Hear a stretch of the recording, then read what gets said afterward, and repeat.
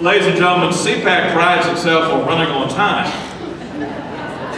So in the interest of being as quick as I can be today, may I just start with a very simple declaration and skip the pleasantries? What a difference 90 minutes without a teleprompter makes.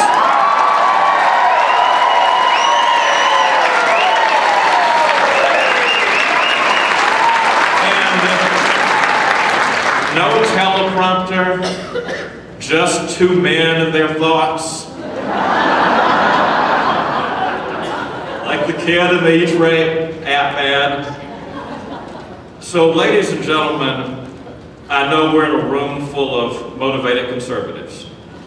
But if you just happen to be in the camp that until last night was crying in your beer about how this campaign was going, if you just happen to be in the camp that was wailing about how, oh, if he only said this, if he only said that, ladies and gentlemen, in 3 months, we're going to be putting a government together, so get off your blogs, get away from your computers, get out of your beer and stop crying in it. Are you all in?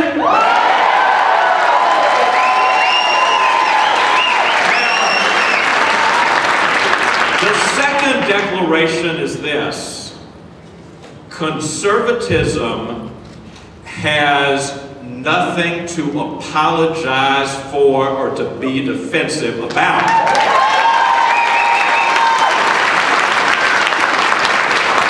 And we need to stop acting like we're a marginalized minority of 20% when we're 40% of the country and the dominant political philosophy. We have nothing to be defensive about. Because, ladies and gentlemen, conservatism is the political faith that picked up a fallen, broken country in 1980.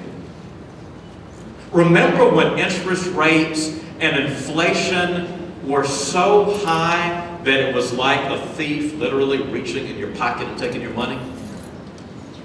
Remember when taxes were so high that losing made better economic sense than winning for many Americans? And remember when, for the only time in our history, between 1945 and 1990, the only time in that stretch, in the late 70s, American values were on the wane.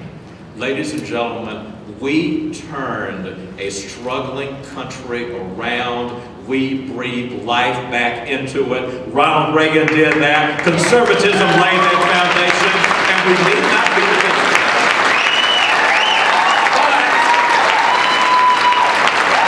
But you know where it began.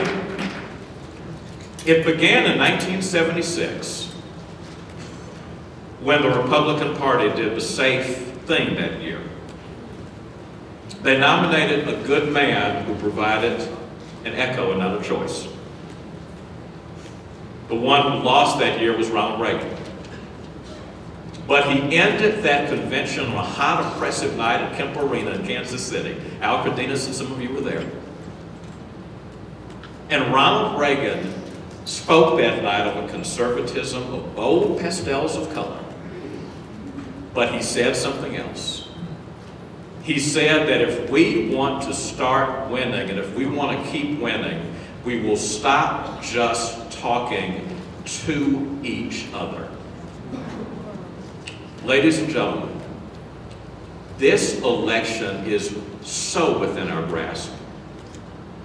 The only way we will lose it is if for this last 31 days, we talk only to each other. If I may be blunt with you, let me tell you what I mean. When we gather among ourselves, we talk very eloquently, as we should, of freedom, because it's one of the great gifts God gave to mankind, that we ought to defend it at every turn and every corner against every possible threat to it. But around their dinner table tonight, men and women will sit with their 17-year-old children, and they're free. and they feel free. But those 17-year-old children are going to look them in the eyes around some of those dinner tables, and they're going to ask the question a 17-year-old in his senior year asks, do we have the money to send me to college? Some of the free men and women around those tables know they can't say yes and can't bring themselves to say no. Ladies and gentlemen, the families who sit around those tables tonight share our values. They share our faith. They need to know that when we speak our cause, we speak for them. There are men and women who work with their hands, whose faith and values guide them every day.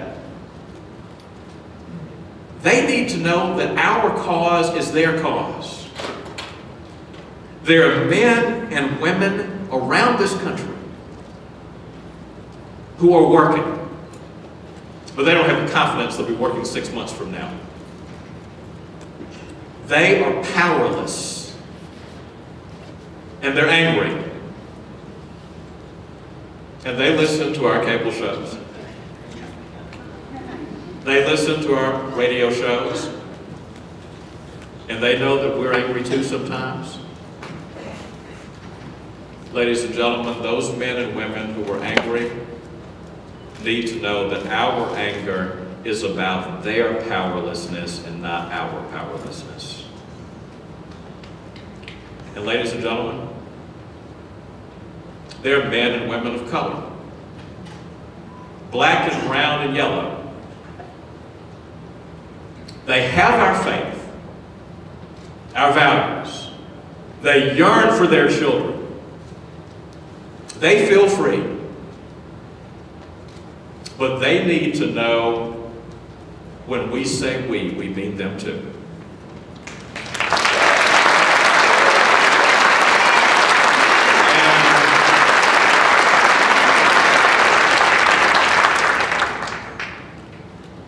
Yes, freedom. But if you walk inside the Heritage Foundation, which has done so much work for our cause, and you see their motto on the wall, this is their mission statement: freedom, opportunity, prosperity, and a civil society. Ronald Reagan rebuilt this country and reunified this country because he figured out a way to make conservatism an all-purpose enterprise that could touch every American in every place. And I happen to believe, ladies and gentlemen, our conservative cause is not some bargain basement discount thing that only fits a few. Our conservative cause is one that can speak to people in the hollows, and to people who may not live in the hollows, but who see the railroad tracks that could take them there. This last note, as I was driving to the convention center last night in Denver,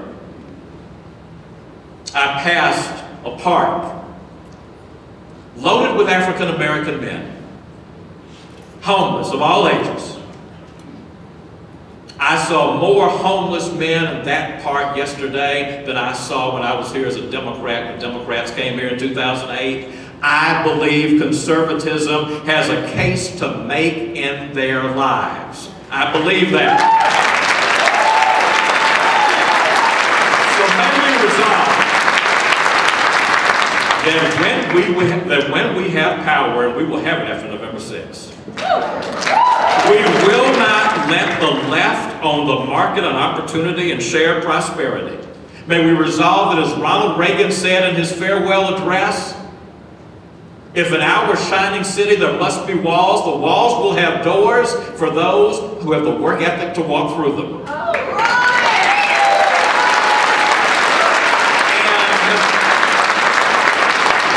I must say, a party that has Bobby Jindal and Marco Rubio and Mia Love need not take lessons from the left on diversity.